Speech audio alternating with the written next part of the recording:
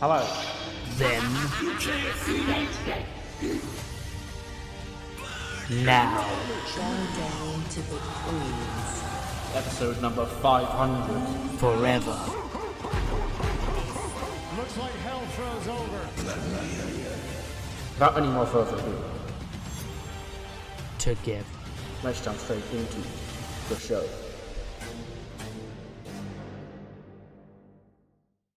Hello, and welcome to episode number 126 of the TEW IX Challenge Run. We're here for ECW for March 25th, 2025. It is in Cardiff, and we have a stacked show kind of tonight, including we're going to kick off with a face-to-face between ECW World Champion Warden and his WrestleMania challenger, the Iron Survivor winner Jacob Fatu. We also have Sheamus will be back in action. He'll be taking on Karrion Kross, but his opponent wasn't really important. It's just Sheamus is back. That's the selling point. Nightlight will face off against two members of Next Gen. And yeah, we have a whole lot more set for the show.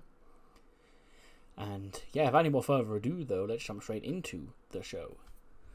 The show kicks off with Warden coming to the ring. Just by himself, you know. He doesn't come to the ring by himself often, because he's normally, you know, flanked by, or he's flanking the Bloodline. But he comes. He says, Cardiff, Wales, your ECW World Champion is speaking. It was over a year ago. It was like 15 months ago when I got screwed out of my ECW World Championship for the very first time. My first ever reign as a World Champion here in WWE lasted 4 weeks. And why did my reign as ECW Champion last only 4 weeks? Was it because I was, you know, I wasn't good enough to be champion? Damn sure it wasn't that. You know why it was. It was because Roman Reigns and his damn bloodline stuck their nose in my business and took that championship from me. And ever since that day, since I came back after I took a leave, I vowed to tear that bloodline apart, tear that family to shreds, every single person in it who wronged me.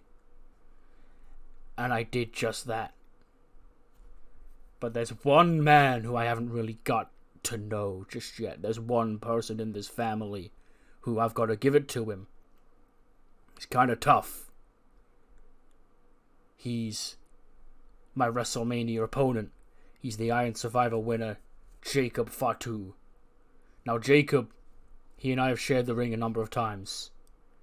War Games, the Royal Rumble, and most recently here on ECW, and we've been going at it towards at ringside as the Bloodline family tears itself apart. So Jacob Fatu, if you can speak by yourself, you don't need a handler to speak for you, come out here. Out comes Jacob. Goes, Warden, let me be real with you. You've been a pain in my family's ass for a long time. I was over on SmackDown, doing my damnedest, doing the damn thing, doing what Samoan werewolves do, becoming undeniable, qualifying for the Iron Survivor. And I don't get it twisted. Bobby Lashley, he was looking at me funny. I was desperate to smack him upside the head. But then there's you, big man. I remember War Games, and I liked what I got in that ring with you. And the way you've been running down my cousins. You don't step to the wrong family, 'cause Big Jacob is here now. The biggest threat in the entire bloodline. The one member of the bloodline you ain't beat. And that's going to extend to WrestleMania, because I've been grinding here in WWE for years. I ain't got no recognition. Until now. Warden, at WrestleMania, that championship comes home to the bloodline. But it ain't going to be Roman Reigns. No, sir. It ain't even gonna be main event. Jey Uso. Cause your worst nightmare is the Samoan werewolf, Jacob Fatu. Cause I'm keeping it 100 with you. I'ma dog walk your ass at WrestleMania and become the new ECW World Champion. You know what I mean? And Morton goes, you actually speak more than I thought you would, big man, but guys like us, we don't talk, okay? We fight. But you're lucky I don't want to fight you tonight because there's somebody else I need to deal with. Both at the request of myself and of a man you may have heard of, Jacob. His name is Dwayne The Rock Johnson. Because Solo Sikoa is back in your family. He's back, brothers in arms with Jimmy and Jay, and with Roman and you, the guys who left him on the street to fight for his lives while they're off making millions. And I told Jacob his time was coming. But I ain't been able to get my hands on him because Dwayne was looking after him when he was a part of his family, his bloodline. But now, it ain't just me that wants to see Solo put in the dirt, it's Dwayne too. So by orders of the final boss, your cousin Solo Sikoa, watch what I do to him tonight, cause that'll be you at WrestleMania.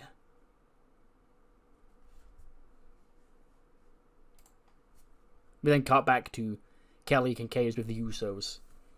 It says, Jimmy J, we just saw your cousin Jacob Fatu out there at going face to face with his WrestleMania opponent Warden. But speaking of WrestleMania, last week you and Roman Reigns and Solo made a challenge to The Rock and his bloodline for WrestleMania we have yet to hear back from.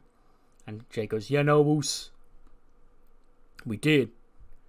We laid that gauntlet down, Oos. Myself, Big Jim, Roman Reigns, and Solo. Gonna put that bloodline down once and for all. Now check it. I see a lot of people saying that why would Solo come crawling back, or why would we forgive Solo? Let's make one thing perfectly clear. Solo, he did a lot to wrong us. But when family's in trouble, Oos, we stick together. And Solo came to our raid last week, so we need to return the favor. And at WrestleMania, if Solo wants to stand by our side, on the right side of bloodline history, then as far as I'm concerned, as far as Big Jim's concerned, we can put that all in the past and move on together. That's when Susie just wanders into frame. She just laughs and goes, we told you. Forgive your brother. Some of us never got that chance. Now we've got to go now. We've got other business to attend to. But I truly wish you boys luck. And you're welcome. And she just sort of walks away. Jimmy goes, hey man, what's her deal? She's a weirdo. Jay goes, now just ignore her, Oos. 78 rated tag match. It's actually pretty good given the names involved here. Nightlight pick up the victory over Tracy Sharrow and Lucy Striker of Next Gen. Shantae pinning Lucy with a fisherman suplex in 10 minutes and 44. So yeah, Shantae, who is the current #1 contender for the $1 Million Championship, picks up a victory over two of Kathy's stablemates along with her tag team partner Naomi. 71 for Shantae, 85 for Naomi, 72 for Tracy, and a 65 for Lucy. Sure, nice rating, to be fair. Naomi did a good job carrying, but it's fine. After the match, Kathy Cole's obviously at ringside watching, and she checks on her girls in the ring after the match, and like she gets in the face of Shantae, and she offers a handshake out to Shantae. She goes, hey, nice win. It's impressive. And Shantae sort of looks at the handshake. She looks back at Naomi and she shakes Kathy Cole's hand. And like, as she shakes hands with Kathy, you see Naomi in the background sort of like, she's like on edge, like she's waiting for Shantae to smack her. And instead, the handshake just ends and Shantae leaves the ring. And Naomi sort of like just follows her back and like looking confused at her. Like, why the fuck didn't you hit her, bitch? But yes, Shantae is next in line for a shot of the Liberty champ. I know I was going to keep calling it Liberty. $1 Million Championship. We then cut backstage. Kevin Owens is pacing around backstage when Kelly Kincaid walks up to him. She goes, Kevin. He goes, not Kathy Kelly. You snuck up on me. I don't appreciate that. What do you want? He goes, so Kevin, I've heard from Ava tonight there's going to be a big tag team match. He goes, yeah, there is. Okay. You know what? You know who's in it? I am. I'm against Cesaro and Dolph Ziggler of the Paragon. I can't wait to get my hands on those guys. And Kelly goes, no, it's you and you're going to be teaming with Adam Cole. He goes, you didn't have to say it. You know, Kathy Kelly never would have said that. Not Kathy Kelly, so she's clearly better at your job than you are. Anyway, I know that rat bastard, Adam Cole, is going to be out there with me tonight. I don't appreciate that. They're trying to take the people's champion and help other people become people's favorites. But that ain't going to work with a guy like Adam Cole because my people see right through him. Cardiff sees right through him. I see right through him. And then Adam Cole walks in and goes, Kevin, you're still talking about this. Still talking about me even though you say it doesn't matter. He goes, yes, okay, because quite frankly I'm disgusted that I'd be put in this match. This is disrespectful to the people's champion, okay? The people don't want to see Kevin Owens team with Adam Cole. They want to see me beat your ass just like I did last week. And Cole goes, yes, I know. I don't want to be teaming with you any more than you want to be teaming with me, but we both don't like these Paragon guys, right? So how about tonight? I can refrain from punching you in the face, and you can maybe refrain from stabbing me in the back. I know that's asking a lot for you, Kevin. But he goes, hey, you stabbed me in the back, but don't forget it. He goes, anyway, like I said, I can refrain from stabbing you in the back if we can work together to put Cesaro and Dolph down tonight. And Kevin Owens just goes, we'll see. I wanna beat them guys too, but if you start overstepping your boundaries, I'll quickly put you in your place. And goes, yeah, same, Kevin, because and you're way more likely than I am to overstep your boundaries. And he just walks away. And Kevin Owens looks confused. Adam Cole walks away and he turns to Kelly and goes, what did he mean by that? He goes, I don't know, Kevin. It's for you to figure out. I would never overstep my boundaries, okay? I'm a good guy. We then cut back to Nightlight in their locker room. And Shantae, she's really happy with herself. She's won. She's got another win. She's like, yes, another victory, I'm actually close to being, when you won your first singles championship here in WWE, it was a great moment, SmackDown Women's Champion and all that. But I finally feel on the cusp of greatness after a long time of being just a tag girl. I could finally step out of that shadow and win my first singles championship whenever it comes. I'll be the new $1 million champion. He goes, yeah, why didn't you smack her? She goes, what? He goes, Kathy, why didn't you smack her tonight? She goes, why would I smack her? I respect and appreciate Kathy Cool. But she's got your belt. Okay? She's walking around carrying your championship, the championship that you want over your shoulder, and you're going to let her do that? You're not going to put her in her place and let her know you're coming for that gold? She knows I'm coming for that gold. I'm the number one contender. I've won a number of matches here. I don't understand why things have to be resorted to violence all the time. And then he goes, well, you're right, okay? It's just that's not how I've ever done things around here, okay? If someone wants to mess with me, I'm putting them in their place. She goes, if it gets to it, I've got no problems getting down and dirty with Kathy, but I've got no reason to want to right now. It's just, let me do my thing, okay, Naomi, because I'm on the cusp of greatness right now, and it's not because I'm doing your thing, it's because I'm doing my own thing. And Naomi goes, right, of course. How could I forget? 74. Sheamus defeats Karrion Kross with a Brogue Kick in 11:26. 71 for Sheamus, 62 for Karrion Kross. Yeah, nice little win for Sheamus on his return against somebody who, is easy to beat. I know we're supposed to like Karrion Kross again now because he's getting crowd reactions on main event, and he cut a shoot promo where he said fuck one time, but he still stinks, guys. Like, please don't do this. 71 for Sheamus, 62 for Karrion Kross. But yeah, Sheamus picks up the win on his return a banger here in Cardiff. Well, as much of a banger as a Karrion Kross match can be, but yeah. We then cut to the House of Black. And they're in their typical, promo area when Kelsey Cook does walk in. And she goes, I've returned. And Asta goes, I assume everything on your end is going as expected and as planned. She goes, yeah, we won last week. He goes, that's great. As for us, you come back at the right time because we've got a very interesting war seemingly brewing between us and some familiar faces. Some family of an old friend of mine. These Wyatts, they're interesting. They lurk in the shadows and they try and manipulate people and, bring people to the light. You've seen it with Jimmy and Jey Uso. You've seen it with countless other people in the past. And now they've explicitly set their targets on us. This is a war that felt inevitable. This is a war that, quite frankly, I was looking forward to. Because it's going to be a fun time to get in there with those Wyatts. And it's going to be a great time to finally put them in their place and remind them that they can't live in their fantasy world forever. Because I tried living in a fantasy world just like them and that got me nowhere.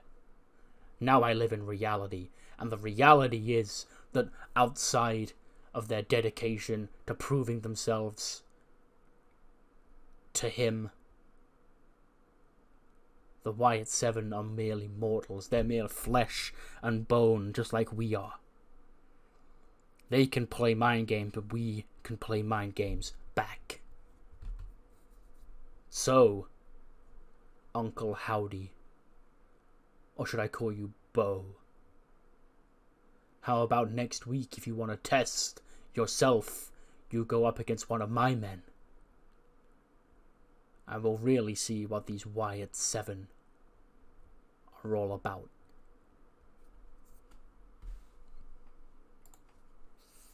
Then cut backstage to Sheamus. He's back. They're picking up a win in his return match when he's approached by the Messiah and Apollo Crews. Apollo goes, that was a great win, Sheamus. It's great to see you back. Karrion Kross is somebody who we've had our issues with in the past, and it's always great to see his head kicked off, especially by a devoted follower and fan of the Messiah. Sheamus is like, well, what's the crack, Apollo? Like, sure, kicking anyone's head off in that ring was cathartic after being gone for a while, but what's this you're bleeding talking about me being a follower of the Messiah? Because I see you coming out here, you got the cross around your neck, like we do, it's a great symbol, I think that if you're not doing that as an appreciation for the Messiah, then you should consider it, because the Church of Moose is only going to go stronger from here. She's like, oh, that's right, that's why since you put Karrion Kross down, you've sort of just been fading in the background, is it, fella? You can't seem to really get this whole church thing going, and you want to see if I can join to be the answer you're looking for. Well, guess what, fella? The Celtic warrior rides alone. And if you want to keep yapping at me, you little apostle, how about next week in Manchester? It's your head I kick off his shoulders instead. And Apollo goes, that sounds like a threat, Sheamus. The Messiah, he took a liking to you. He was looking forward to a partnership. Sheamus, you could have been called. And it would have been great. You'd have been adored by all the Messiah followers around the world. But now, Sheamus, you're just clinging on for dear life. You finally captured that last championship you needed. You don't know where to go from here. But the Messiah will show you the way. Because you're clearly lost and have no where to go. The Mushoya will show you the way.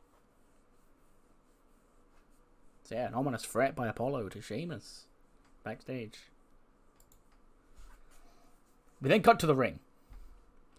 Ivy Nile is in the ring. And she goes, last week was not the night that I thought it was going to be, okay? Because I came out here and I wanted next at that $1 million championship. And what happens? I don't even get pinned to lose my opportunity. Okay, so as far as I'm concerned, I'm still next up for a shot at that championship. And Shantae can run around here thinking she did something great, but she didn't beat me for that opportunity, so I still want mine. And I'm gonna make sure you all remember Ivy Nile, okay? So any woman back there in the back who wants to step to me, come on out and let's do it.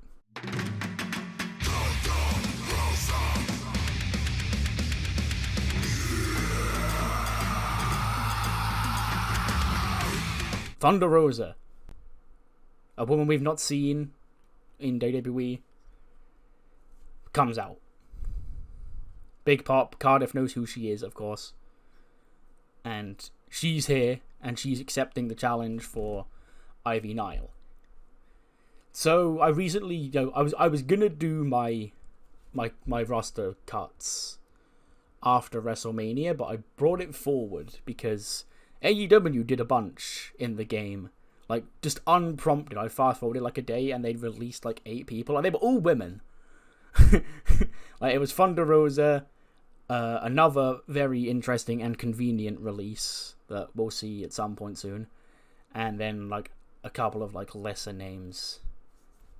But Thunder Rosa is, like, her and again, another woman who we'll see at some point, not in the not-too-distant future, but, like, the only 2 notable names that they got rid of. So I brought her in, just she fits the ECW vibe, yeah, and it's Thunder Rosa, so like if there's ever a time where like she is in creative limbo, I'll feel less guilty about it because like she's more of a veteran than like when Shida was in it, for example. So like I'd rather let Shida go, let Shida do something cool, like outside of the company, and like if Thunder Rosa is like. Not that she can't be a main eventer. Like, I don't know how she's going to score, but, like, I have to always prepare myself for, at any point I could suddenly no longer have immediate plans for a person. And, like, Thunder Rosa is, like, someone who will always have value in, like, those roles as, like, a mid-carder. So, yeah, she's just a good hand, and, who knows, she could be, if she smashes this debut, she could be in line for a future, like at the top, but we'll see how she does, because I don't know what her popularity is out. She was never an AEW Women's World Champion in this save. Her only notable accolade is she was the NWA Women's Champion, which, whether you call that a notable accolade is up for debate, but yes, she debuts against Ivy Nile, gets a 63, we don't really get a good gauge on it then, because they don't click, but Ivy gets a 62, she gets a 54, so yeah, she needs to get her popularity up a bit more, because her stats are much better than Ivy's. So, yeah. Thunder Rosa here. I was going to wait till after WrestleMania to debut her, but fuck it. Just do it now. No reason not to. Because in canon, she was released, like, a week ago. So, get her on TV ASAP to get that buzz. We then cut to commercial, we come back, we see Thunder Rosa walking through the hallway, and she bumps into Florence. And Florence sort of stops her, like, hey, welcome to ECW, it's great having you around. She goes, yeah, one of the main reasons I wanted to come and finally test myself in WWE was to wrestle people like you. So, I'm hoping you can get the job done at WrestleMania, and who knows, maybe after WrestleMania, you and I can do the thing for the Women's World Championship here on ECW. Florence goes, I look forward to that. And they sort of just bump fists and walk off. So yeah, just a nice little catch-up between these two. Speaking of women and the Women's World Championship, Blair Davenport and the Unholy Union cutting a promo. Because, so let me get this straight. My ECW Women's Championship match that I earned at Roadblock when I knocked out Florence is now a triple threat match with the same woman who I knocked out being added into my championship opportunity. See, this is what I mean. Florence plays the victim, but she's just as pampered and given opportunity as anybody else. Okay, because Florence, they couldn't see WrestleMania go without her being on the show, so here she comes to swoop in and take the opportunity away from me. Well, I'm actually kind of glad she's in this match, because it gives me one more chance to do what I did at Roadblock and knock her out. And this time it won't just be Florence. This time Ruby, you little witch sticking your nose in our business. I thank you for showing me the light on who my former friend was. But don't think you're getting away lightly either. Because there will be a new ECW Women's Champion at WrestleMania, but it sure as hell won't be Florence. It'll be me. It'll be Blair Davenport. 84 rated tag match. We take those. The Paragon, because they are the actual tag team. Well, not technically actual tag team, but stable mates. And they're against two people who fucking hate each other. So, obviously, there's miscommunication between Adam Cole and Kevin Owens. They cannot coexist. And Dolph Ziggler and Cesaro pick up the victory. Dolph Ziggler pins Kevin Owens with a super kick after a botch or accidental miscommunication by Adam Cole. So yeah, Dolph Ziggler scores the pinfall over Kevin Owens here tonight. 72 for Dolph, 77 for Cesaro, 79 for KO, and 89 for Adam Cole. And after the match, obviously there is some kerfuffling between Kevin Owens and Adam Cole. Because, you know, KO obviously the instigator, because he's a little rat bastard. And Adam Cole fights back. And Cesaro and Dolph Ziggler just see this, and they do eventually get involved. They throw hands. They lay out Kevin Owens and Adam Cole each. And then Dolph Ziggler picks up the television championship, and he sort of just holds it in his hand. And Cesaro looks at him like, what the fuck? You're like, I beat you last week. We determined that I get next. And Ziggler goes, yeah, we'll see. He sort of just tosses it at Cesaro and walks to the back. But yes, even the teammates have tension here. What's going on?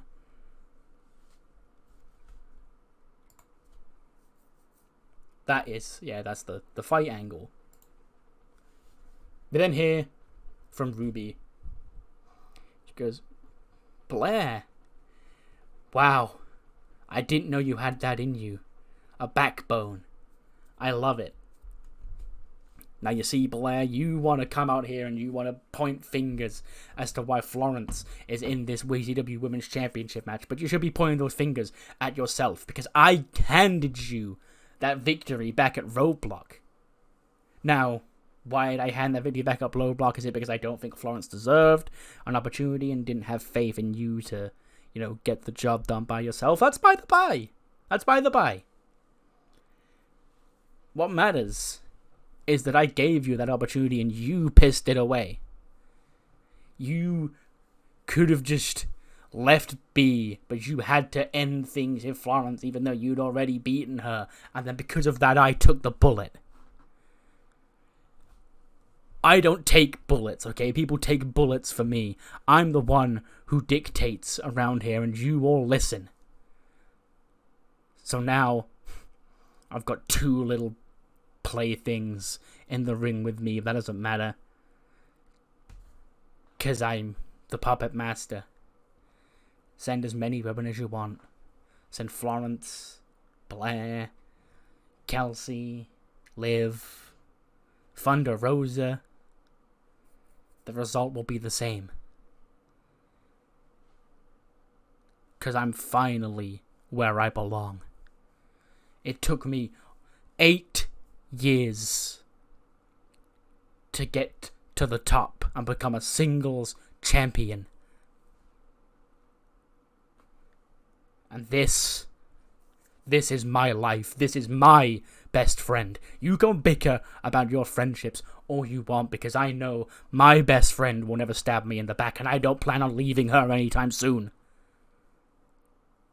at WrestleMania, I'll still be the ECW Women's Champion.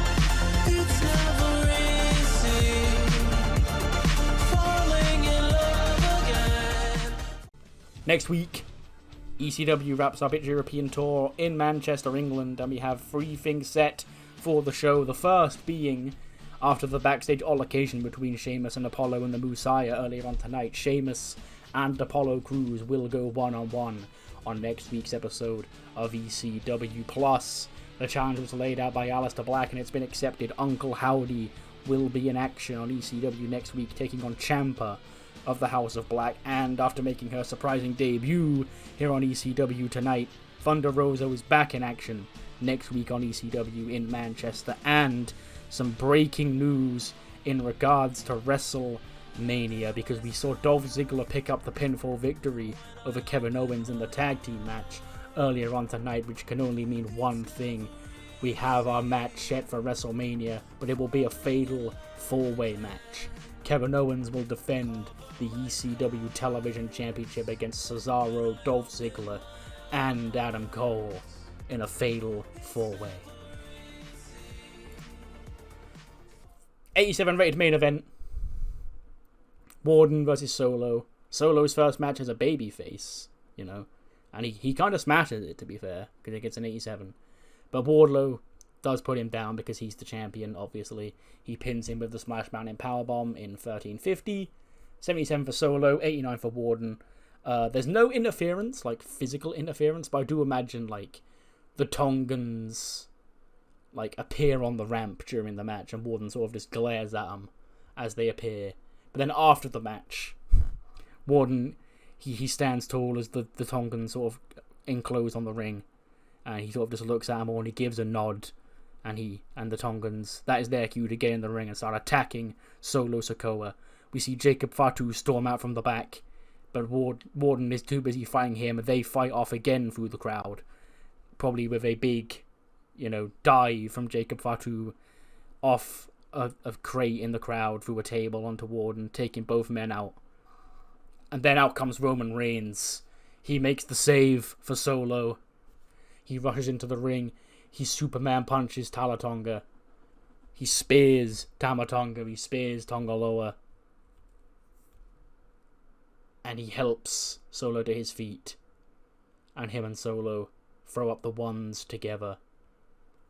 And then it is announced that next week, Solo Sikoa and Roman Reigns will team up to face Tama Tonga and Tongaloa, the Gorillas of Destiny, on ECW in Manchester. And that's how we go off the air, with Roman accepting Solo, because, Solo was with them last week after he helped them 2 weeks ago, but, they still don't really trust him that much, because, he is a bastard. But Roman has come to his aid tonight, so it seems there will be no issues welcoming Solo back, should they need him for WrestleMania. 86 rated show. Yeah, pretty good show. What matters more is what you thought of the show. Do let me know in the comments below. I'll see you next time for SmackDown, which is the first of the London shows. SmackDown will be in London this Friday, the final stop for the Blue Brand on the European tour. See you then.